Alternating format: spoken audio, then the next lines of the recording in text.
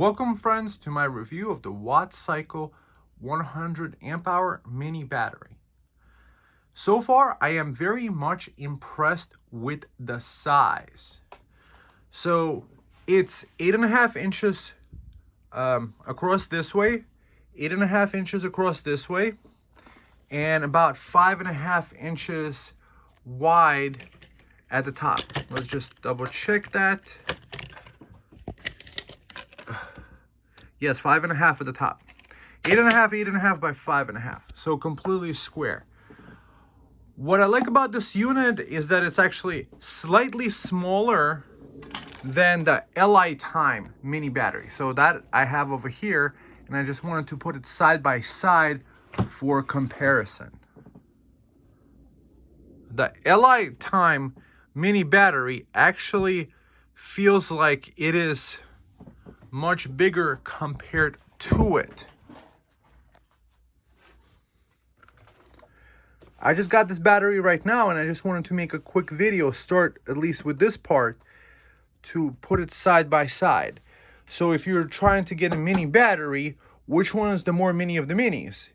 And it seems this one is. Look at the height, is probably about 1/2 inch shorter and probably 1 inch on this side less wide as the LiTime. And let's see, the width is probably slightly thicker than the LiTime, just slightly from the top over here. So that's, so far I'm impressed. We're gonna need to get later into the video about its capacity. However, what I did was I just watched somebody else's video, and it seems that the BMS could even handle 200 amps without an issue. A lot of BMSs would shut off very quickly. This one seems to can handle anything like a champ. I like the mini compactness. I like that it has a handle, just kind of like the LiTime. You're looking at these terminals over here, and you might be wondering what this is. Well, these kind of screw in, and instead of using the standard bolts that they gave me, well, which you could if you're just using lugs, lugs, those things that you connect. I find that I want to connect a lot more devices. You see over here, I'm also going to be connecting this 350 amp Anderson connector over here.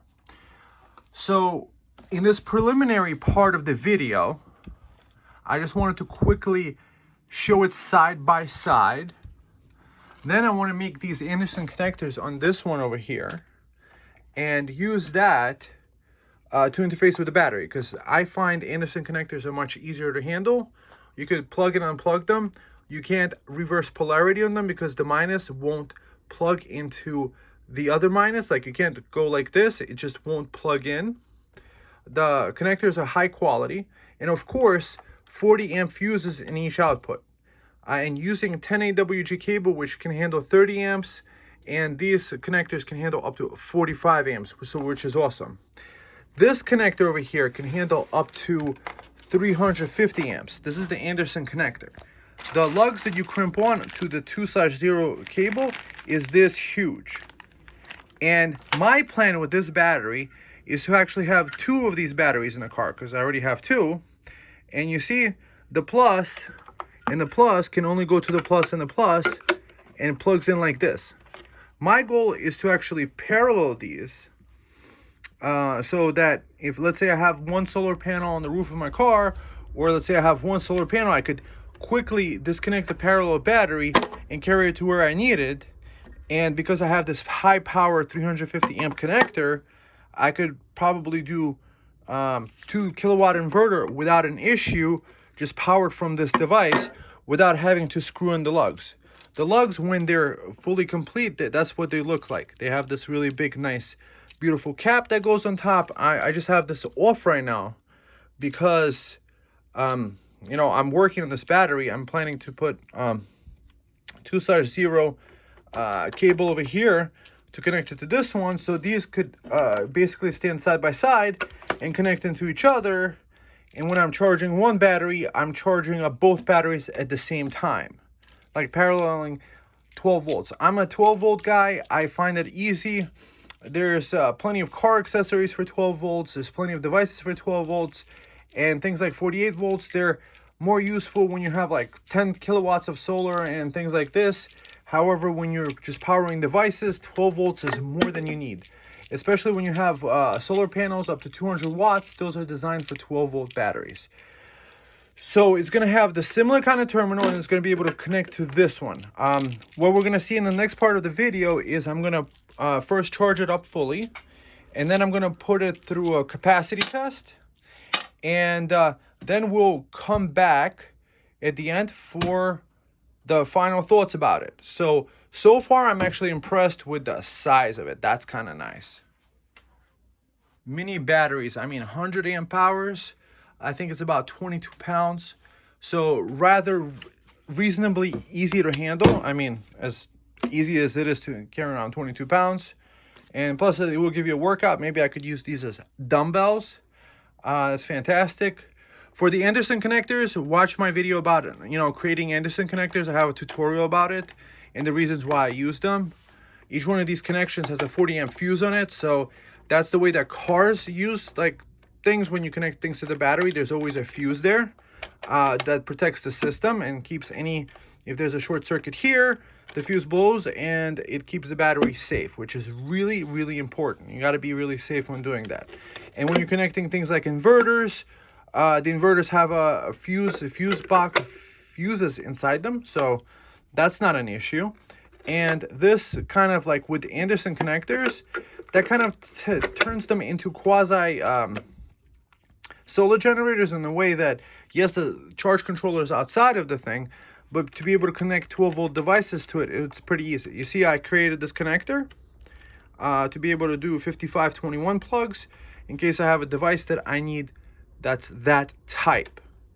So let's get to the next part of the video. So at this step of the process, I set up the cabling system in the Anderson connectors. You see how beautifully it's connected now? Excuse the dust, I haven't had a chance to clean it up. And I connected this capacity meter. So it's gonna run down the battery until it shuts off. And I just set it up. So far it did 2.83 amp hours. And we're going to come back as soon as this ran through. And we're going to find out how many watt hours this unit has pulled from this supposedly 1280 watt hour battery. Are we going to get 1280 watt hours, or are we going to get a little bit more? Let's see. So I let this run overnight real quick, and this is like hours and hours later, and this is the capacity that I got out of this battery. So this 100 amp hour battery actually wound up getting 104.51 and 1324 watt hours instead of 1280. So it has 50 watt hours extra that you don't even have to pay for out of this capacity battery. That's fantastic. Now let's get to the conclusions. All right, friends. So this is the original bolts that it actually came with. It came with a slightly longer one and a shorter ones. However, I believe these might be stainless steel. And the terminals that I used, are aftermarket, probably $8, $9 a piece. I think there might be a 6-pack for $6 a piece, something like that, or cheaper. And see, everything is pure copper, nicely designed, lugs and stuff like that. What is this monstrosity that is on top of this? Well, the top port is a 350 amp rated connector. These cables over here, this is 2/0 AWG cable. I believe it's rated for 300 to 400 amps. Although in this video I did not put this battery to the test of connecting an AC inverter to it and trying to run the BMS past 100 amps. However, in another video, I've watched people put maybe 300 or even 400 amps out of this battery before the BMS would shut down. What sold me also on this battery is that it has low temperature shutoff. So what am I picturing as the use case for this battery? Well, if you have, let's say, a waterproof box that you could store a battery outside in, and it might get freezing overnight, and in the morning when the sun comes up, it's still cold, it might be below freezing. You don't want the battery to get damaged being charged at like minus whatever, below 32 Fahrenheit, or actually below 0 Fahrenheit. I forget the temperature numbers. So I just figure as an outdoors battery, this is fantastic. That it has the low temperature cutoff. I don't believe this one has a low temperature cutoff. So that's what sold me on this. Number two that sold me on this. It is more mini than the mini LiTime mini edition. And it's actually cheaper. This one, I believe I bought for about $170 plus tax. So let's say, and this one is probably even on sale, probably $220, $240. What I have up here are, I created Anderson connectors. So Anderson connectors are easy to plug connectors. These are designed for up to 45 amps. These are 10/AWG cables, which are designed for at least 30 amps continuous each. So I could connect a 30 amp charge controller to this without a problem, or draw a load of 30 amps from each one of these wires. For protection, I connected these fuses. These are 40 amp waterproofed fuses that would keep the system, if let's say I draw more than 40 amps from a wire, let's say there's a short circuit, it would just, the fuse would burn out and it would protect it. Because especially with this unit, the BMS is probably rated, you could probably start a car with this. I'm guessing. Like, I haven't tested to do that. I have another lithium for my car. Watch the video. It's Dakota Lithium. That's designed to do 200, 300, 400 amps, and it's self-heated. So this one doesn't have self-heating, but the Dakota Lithium was like $1,000 for 130 amp hours. So that one is a little bit more advanced, of course. For a car starter battery, I needed the most dependable unit possible.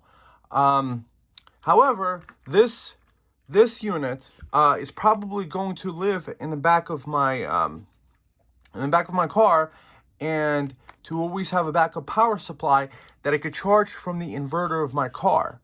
I ran wires directly from the battery terminals to the trunk of the car, where I can connect a charge controller, first boosted up to 24 volts, 24 volt buck boost, and then connect an MPPT, let's say of 20 amps or 30, even 30 amps I could do.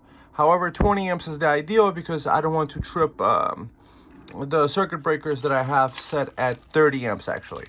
So 20 amp charge controllers. And then what I could also do, let's say the car is off and I want to charge a power station with that, I could connect a boost converter from 12 to 24 volts and charge, let's say, a power station, like a portable power station, a solar generator with this, at probably a couple hundred watts without an issue. Like, for example, I have an Oukitel P2001 solar generator that could actually do 250 watts input at 24 volts because it's limited to 10 amps. So why am I upping the voltage in order to charge other units? Because when you have higher voltage, it fits within the amp parameters of, let's say, the solar generator. 10 amps times 24 volts is about 250 watts. So that's nice. This high power connector, it has dual purposes. Well, I have this, So this connector I could use to connect something like this 4,000 watt inverter. The ends, I don't have just as lugs. See, I have it connected to this battery bank over here via this connector. So with it being rated up to 4,000 watts, I can just plug it in and run humongous loads from it. The additional benefit, here's the idea that I came up with, is that you can connect these two in parallel. So you can connect these two battery banks like this, boom, and you have it connected. So you have paralleled the batteries, and now you have just doubled the capacity to 2,500 watts. You can't put the minus to the plus. You can't reverse this. The Anderson connectors are made very well to not be able to reverse the polarity, so not to cause any issues. So this is the big brother of this one. They also have intermediate ones which take up to 100 amps. I just figure if I'm going to put a connector, I might as well put the heavy duty one.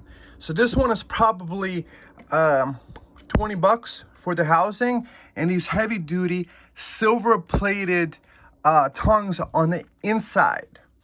And these Anderson connectors, just for the set, like the pair with the two little silver coated connectors, is probably $1.60 to $2 a piece. You know, I guess I'll link you below. You should watch my Anderson connection making video. That's what the beautiful thing is about Anderson connections. You can convert them to anything else. See, like I have this 5521 plug in case I want to run power directly off it. So this gives me options. So I want to connect the device. Like, for example, I could connect a cigarette plug adapter, the Baseus 160 watt adapter that has two USB-C ports and one regular quick charge 18 watt port up to 160 watts that can power a 100 watt MacBook Pro without an issue, and at the same time power an iPad that could draw up to 30 watts, and it could also do 18 watt quick charge on a cell phone. So that's very convenient. Also, to have this in the car, I figure you could take an electric heating blanket. So for example, let's say people are stuck in traffic overnight and you don't want to run your car idle to just keep the warmth on. You could just plug a blanket, a heated blanket. Those take about 60 watts. 60 watts into 1280, we're getting 20 hours of runtime. So just one of these battery banks can do 20 hours of runtime of a heating pad that could just keep you warm overnight, warm enough in order for you to survive through the most cold weather, and to be nice and toasty in your car in case you need to cover that. Also, these connectors are pretty easy to connect an inverter to it, which is convenient. Parallel the two together. So I figured I'm gonna have these live in the back of my car, and I'm gonna put 100 watt SIGs, Bouge RV SIGs solar panel. That, you know, that's the only size that would actually fit in the amount of space that I had there. Stretch a wire inside and put a 10 amp charge controller on it, a Victron, and have these two topped up all the time.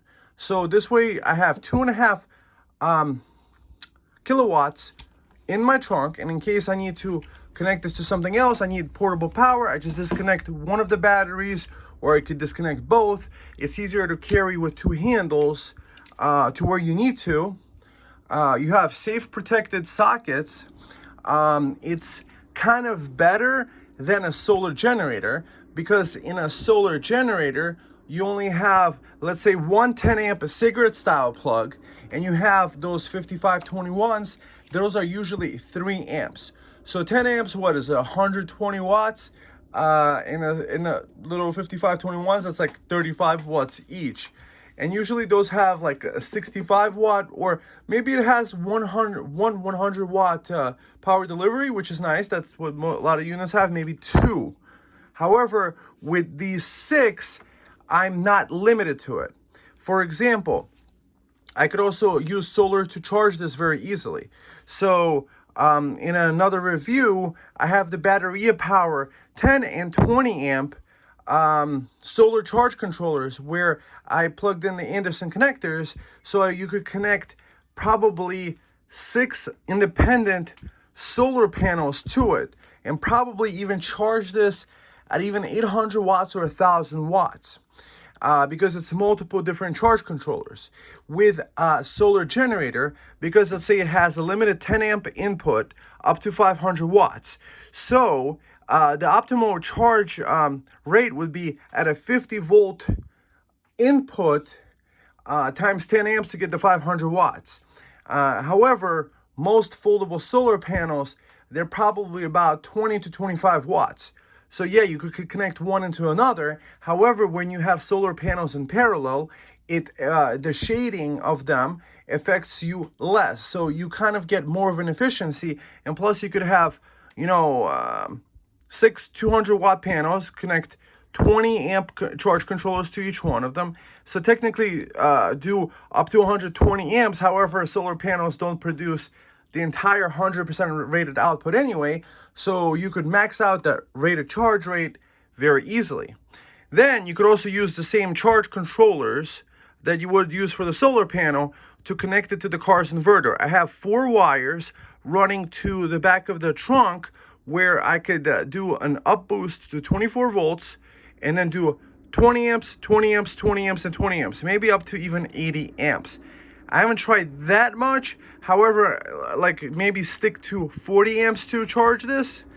So this makes it easy. So by creating your own battery system, you actually create more high-speed ports. It's kind of like, USB ports. They have USB 2.0, they have USB 3.0, and they have 3.2, and they have Thunderbolt.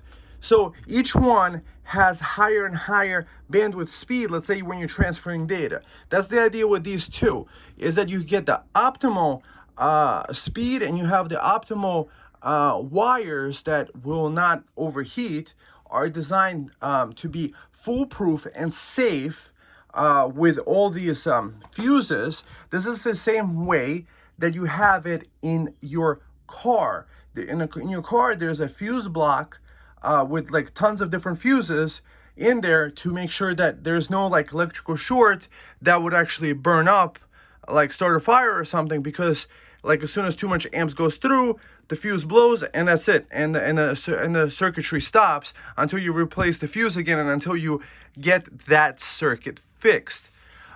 So this is nice. It's nice and heavy duty. Also, if you use this little bridge little looking thingy, right? This allows the wire to never come disconnected.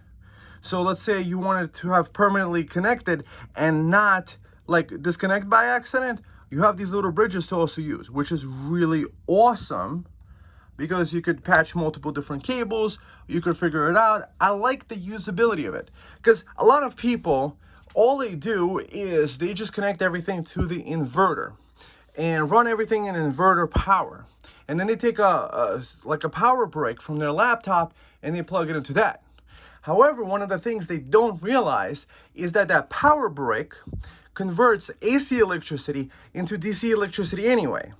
So you have, let's say, an inverter, a nice efficient inverter probably takes 10% just to convert that electricity to the AC, and then you have the power brick that you connected into the AC inverter that takes another, let's say 10-15%, probably 10%, in order to connect it to the DC. However, with this kind of thing, like for example, a lot of laptops and computers, look at the power brick itself.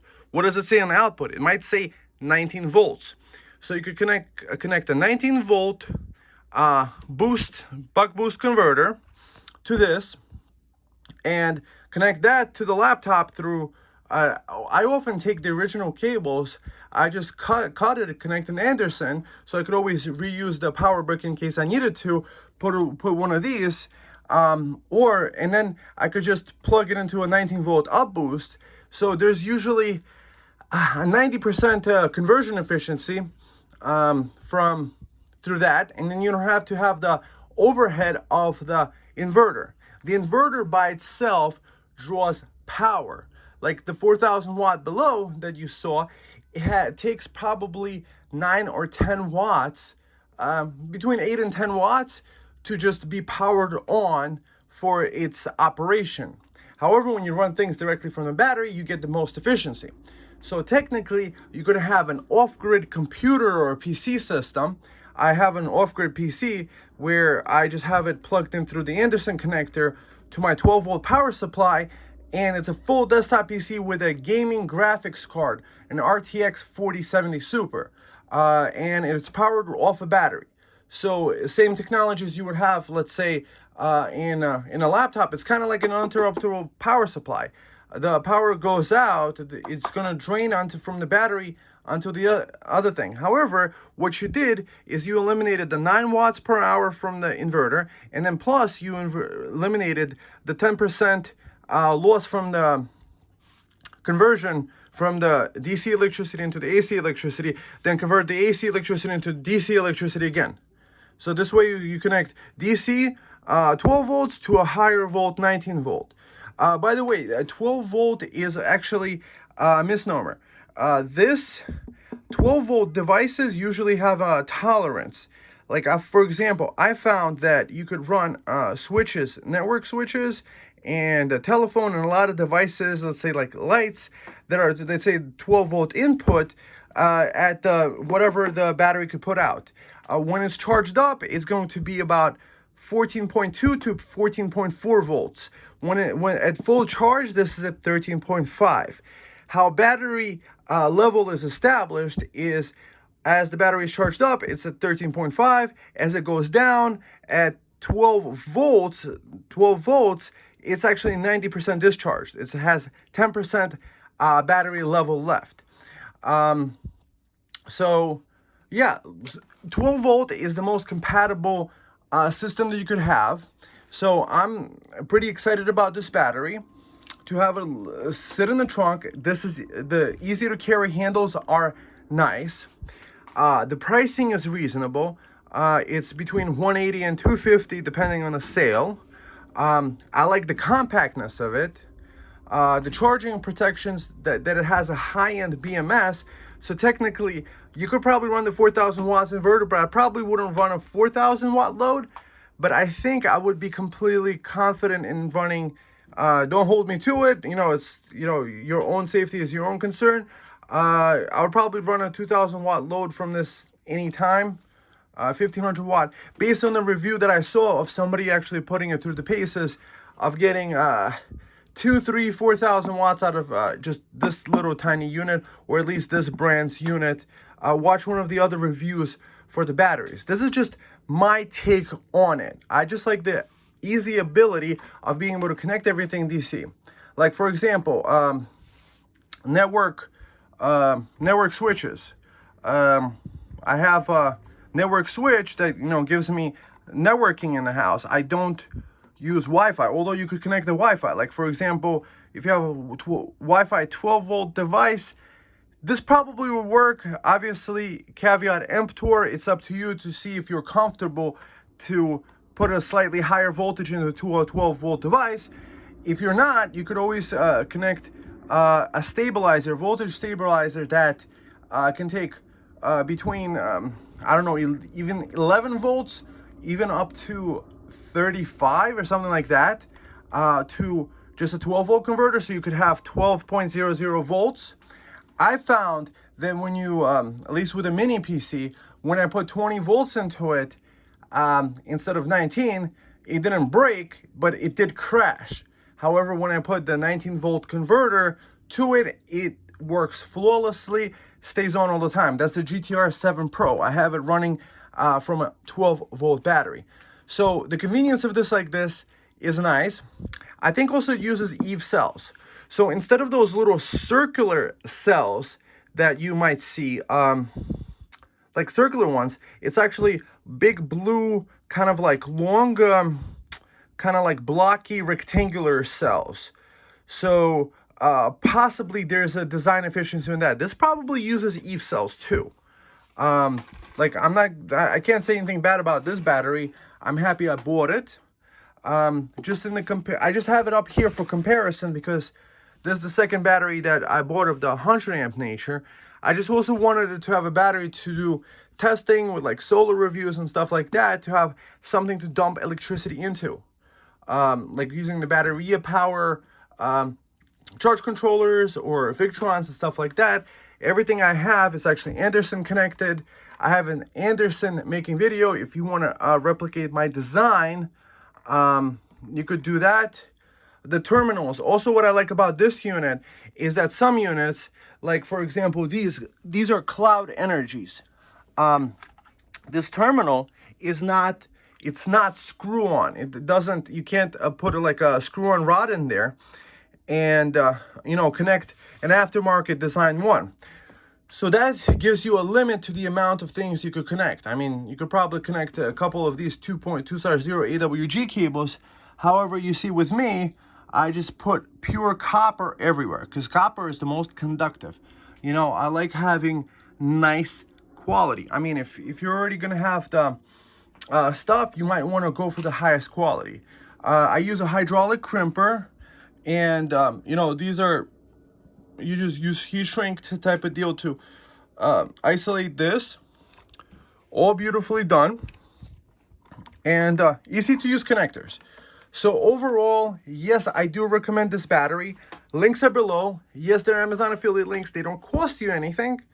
However, I would get a kickback in case you did buy it or buy maybe even something else. It doesn't really matter. It's up to you. I'm just sharing what I bought myself. I'm not sponsored.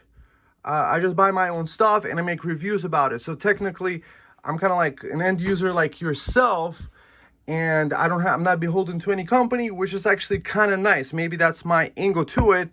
And the other benefit is that you could benefit from my experience. What I like to do with my videos is to give you parts lists where you could just easily click and link and then just find the items, add them to your cart, learn about it, stuff like that. A lot of people don't put links in their videos, and that sometimes frustrates me because I would have been happy to use their link to buy something, but I have to do my own search on Amazon and stuff like that in order to get the item.